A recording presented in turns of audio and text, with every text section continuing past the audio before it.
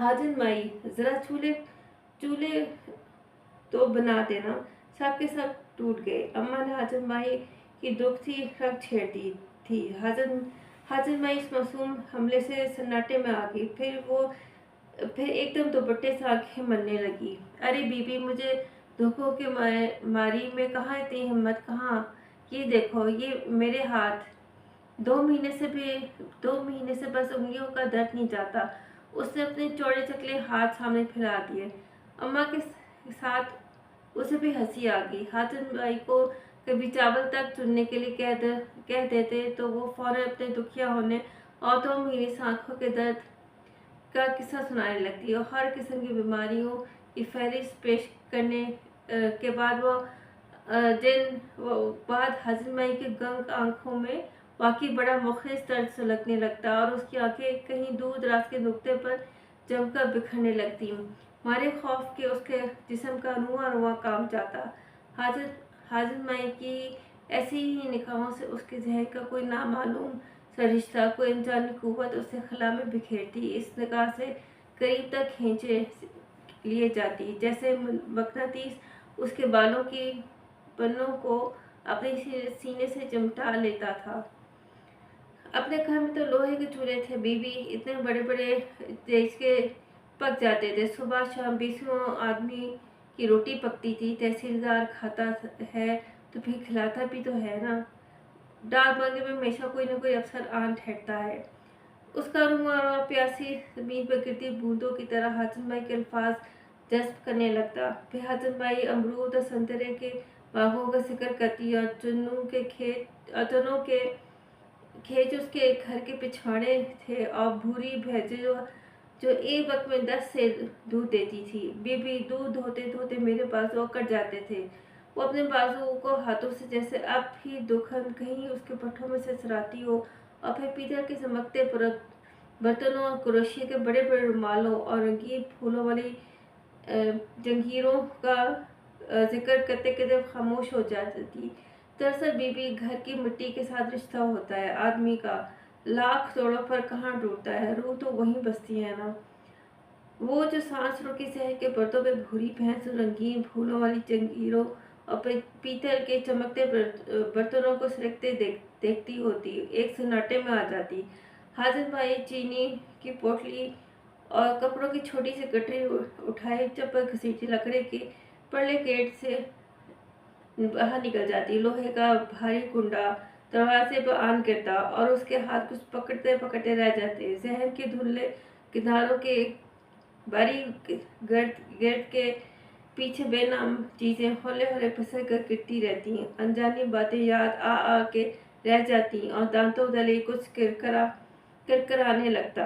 फिर यूं हुआ, एक शाम वो आराम कुर्सी में बैठी थी और बाहर ग्राउंड में बच्चे खेल रहे थे। फूलों में हम आते हैं ठंडे मौसम में और इमती बराबर वाले कमरे में बैठा अंग्रेजी रिकॉर्ड सुन रहा था और दिमाग का दम किसी ड्रामे का सीन नजर आ रहा था। सिवाय उसके के बावर्ची खाने से प्याज के भिगार की महक आ रही थी और मगरिब के अज़ान के आखिरी अल्फाज भी फजा में तैर रहे थे। ये सब कुछ उस मंजर से पहा था। उसने पहली मरतबा अपने आप को सलेटी छज्जे वाले मकान के जंगली में झुके देखा। कानों तक कटे बालों और पतली टांगों में चढ़े सफेद चुस्त पजामे वाली छोटी सी सांवली लड़की और नीचे तंग अंगुली में गैस उठाए लोगों का हजूम जा रहा था और बड़ी बड़ी रंगीन पकड़ियों वाले इंसानों के गले में गेंदे और तेले के बड़े लंबे लंबे हाथ झोल रहे थे और बेशुमार बच्चे उसके पीछे कूदते चले जा रहे थे। ईद का चांद हो गया था और टोलियों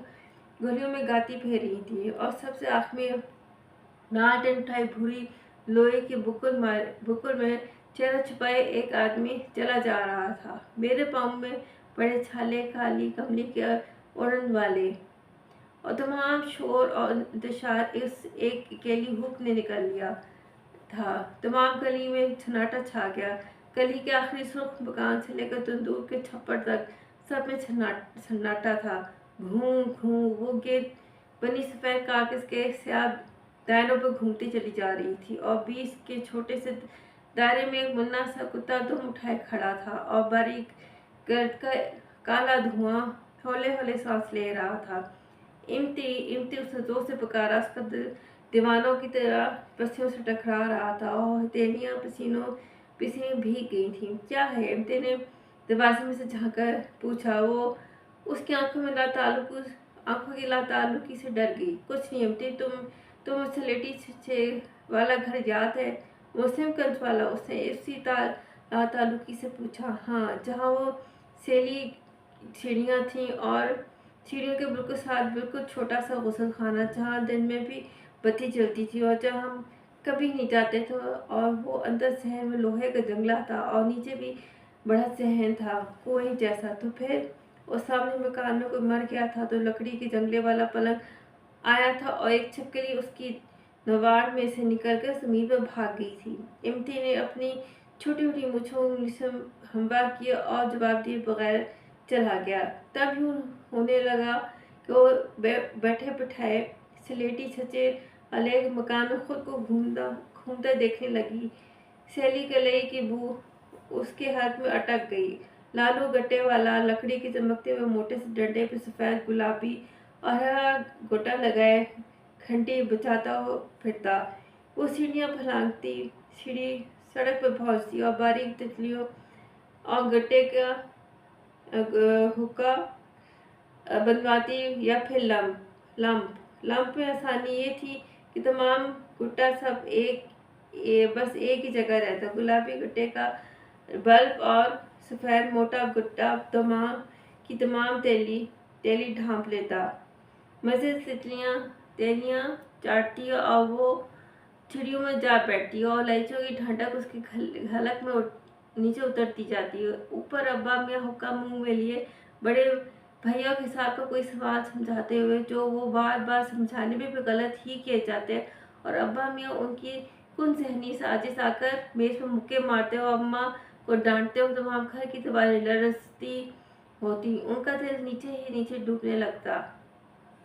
फिर शाहदौला के चूहे लंबे लंबे कुर्ते पहने अपने मालिक के कंधे पर हाथ रखे छोटे से हिलते हुए सर में घूमती बड़ी बड़ी आंखें खोले गलियों में घूमने लगते, दरवाजों में दस्तक देते, सीढ़ियाँ चढ़ जाते, बिजली के धचके ऐसे सनसनी उनके दिमाग जिसमें तैर जाती और शीशे वाली अलमारी के पीछे छुप जाती। दीवार के साथ जाले की छोटी छोटी बूटियाँ लगी होती हैं जो उसके बालों में लग जाती हैं और बारीक गर्द उसके नथनों में पर्दे की तरह जमने लगी। उसकी सांस रुक जाती है और वो जाग उठती, हालांकि वो पहले भी जाग रही होती। क्यों माँ, मैं कोई भला सो रही थी? वो अपने लहजे को पुरसुकून रखने की कोशिश करते हुए पूछती। अम्मा उसके सवाल को इंतहाई गैर जरूरी जान के खामोश रहती।